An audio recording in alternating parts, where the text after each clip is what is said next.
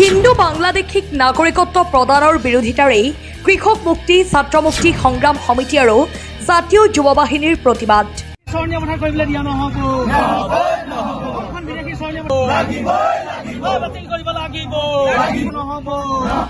বিদেশী ন্যায়াধিকৰণত হিন্দু বাংলাদেশীৰ বিৰুদ্ধে চলি থকা গোচৰ প্ৰত্যাহাৰৰ চৰকাৰী সিদ্ধান্তৰ তীব্ৰ বিৰোধিতা জনাই কৃষক মুক্তি সংগ্ৰাম সমিতিয়ে ছাত্ৰ মুক্তি সংগ্ৰাম সমিতি আৰু জাতীয় যুৱ বাহিনীয়ে আজিৰ দিনটোত এক প্ৰতিবাদী কাৰ্যসূচী গ্ৰহণ কৰে। দলমুখ চাৰিআলিত অনুষ্ঠিত প্ৰতিবাদী সভাত প্ৰতিবাদকাৰীসকলে অভিযোগ উত্থাপন কৰি কয় যে চৰকাৰে এই সিদ্ধান্তৰ জৰিয়তে অসমবাসীৰ স্বাৰ্থ আৰু চুক্তিৰ বিপৰীতে বিদেশীক নাগৰিকত্ব প্ৰদানৰ পথ সুগম কৰিছে।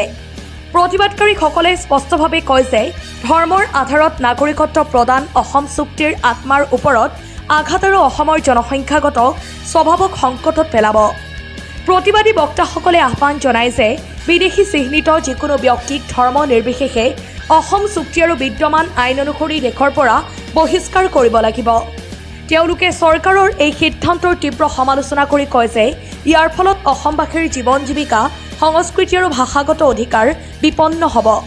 লগতে কয় যে যদি চৰকাৰে সিদ্ধান্ত প্ৰত্যাহাৰ নকৰে তেন্তে আগন্তুক দিনত বৃহত্তৰ গণ আন্দোলনৰ গঢ়ি তোলাৰ হুংকাৰ প্ৰদান কৰে। আজি আমি ঐতিহাসিক শিৱদৌলৰ সন্মুখৰ পৰা মুখ্যমন্ত্ৰী হিমন্ত বিশ্ব শৰ্মাক ক'ব বিচাৰিছো যে অসমে কাম নামানে। অসমে কাৰ আন্দোলনৰ জৰিয়তে 5জন তেজাল যুৱক ইতিমধ্যে বিজেপি চৰকাৰৰ সৈতে হত্যা কৰিছে। মুখ্যমন্ত্ৰী হিমন্ত বিশ্ব শৰ্মাক আজি শিৱদৌলৰ সন্মুখৰ পৰা আমি কৃষক মুক্তিৰ পৰিয়ালে কৈছো যে অসমখন কেতিয়াও বিদেশী চৰণীয়া পথাৰ কৰিবলৈ দিয়া নহ'ব। মুখ্যমন্ত্ৰী হিমন্ত বিশ্ব শৰ্মাই যিটো হঠকাৰী সিদ্ধান্ত লৈছে, গুণ্ডাৰাজ চলাই আছে, এই সিদ্ধান্ত বাতিল কৰক। যিহেতু তেওঁ বিদেশী ন্যায়াধিকৰণত চলি থকা যি গোচৰ আছিলে এই গোচৰ প্ৰত্যাহাৰ কৰি অসমখন বিদেশী চৰণীয়া পথাৰ কৰিবলৈ বিচাৰিছে।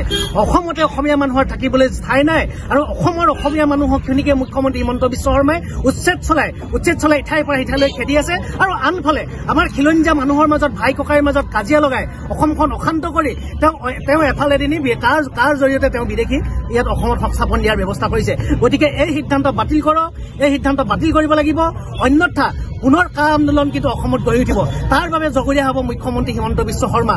আৰু মুখ্যমন্ত্ৰী হিমন্ত বিশ্ব শৰ্মাক আহ্বান জনাইছো, তুমি কেৱল জাতিৰ মাজত সংঘৰ্ষ লগাই বিদেশী চৰণীয়া পথাৰ কৰিবলৈ কেতিয়াও লোৱা সিদ্ধান্ত বাতিল কৰা, অন্যথা আমি কেতিয়াও শান্ত নাথাকিম। অসমৰ পৰা হিন্দুৱে হওক কি মুছলিমেই হওক সকলো বিদেশী অসমৰ পৰা যাব লাগিব। যোৱা 17 জুলাই তাৰিখে অসম চৰকাৰৰ গৃহ বিভাগে এটা নিৰ্দেশনাৰ যোগেদি বিদেশী ন্যায়াধিকৰণত হিন্দু বাংলাদেশীৰ বিৰুদ্ধে যিমান গোচৰ আছিল এই গোচৰবিলাক প্ৰত্যাহাৰ কৰিবলৈ নিৰ্দেশ দিছে।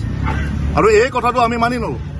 টোটেল বিদেশীৰ বিৰুদ্ধে কেছ আছিল 69,500। এতিয়া যেতিয়া এই নিৰ্দেশনাৰ যোগেদি ন্যায়াধিকৰণৰ পৰা কেছবিলাক পৰিহাৰ কৰা হ'ব তেতিয়াহ'লে 69,500 মানুহে অট'মেটিকেলি অসমৰ নাগৰিকত্ব পাব। NRC দিলে, NRCত বিদেশী ওলাল 19 লাখ।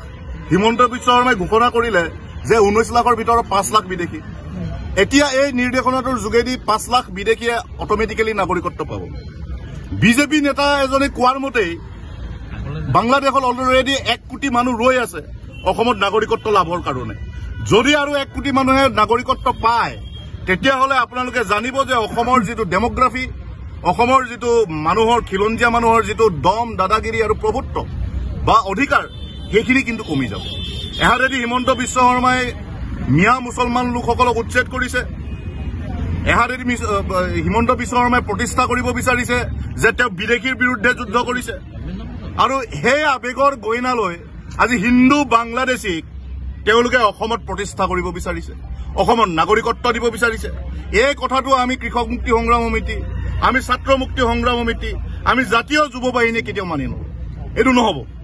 হিমন্ত বিশ্ব শৰ্মাই মাফিয়াৰ দৰে, মাওবাদী গুণ্ডাৰ দৰে, গলিৰ গুণ্ডাৰ দৰে কিছুমান সিদ্ধান্ত ল'ব আৰু সেই সিদ্ধান্তবিলাক অসমীয়া মানুহৰ ওপৰত জাপি দিব। এইটো কেনেকৈ হ'ব?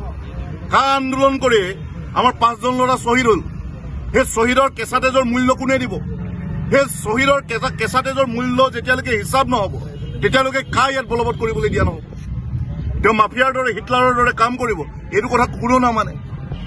আপোনালোকে জানে যে তেওঁ শিৱসাগৰখনত সাম্প্ৰদায়িক সংঘৰ্ষ লগাবলৈ বিচাৰিছে, কিন্তু কালিৰ নাগৰিক সভাই সেয়া বাতিল কৰি দিলে।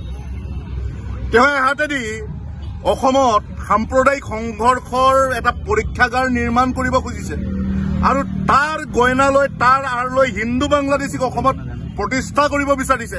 এই কথাটো আমি কেতিয়াও মানি নলওঁ।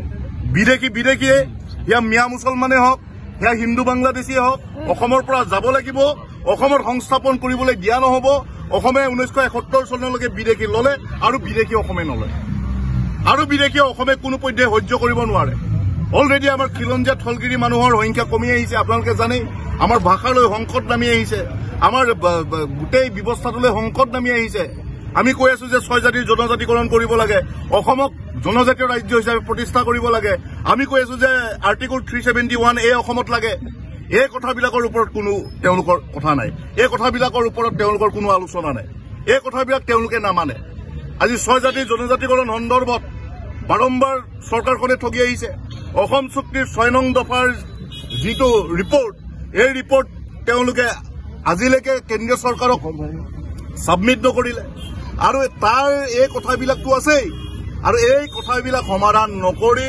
তেওঁলোকে কৰিছে কি তেওঁলোকে হিন্দু বাংলাদেশী অসমত সংস্থাপন কৰিব বিচাৰিছে ইয়াৰ নাগৰিকত্ব দিব বিচাৰিছে আৰু এই কথাটো আমি আমাৰ কৃষক মুক্তিৰ পৰিয়ালে কেতিয়াও মানি নলওঁ শিৱসাগৰৰ পৰা ফৰিদ আলীৰ ৰিপৰ্ট সুহানা লাইভ।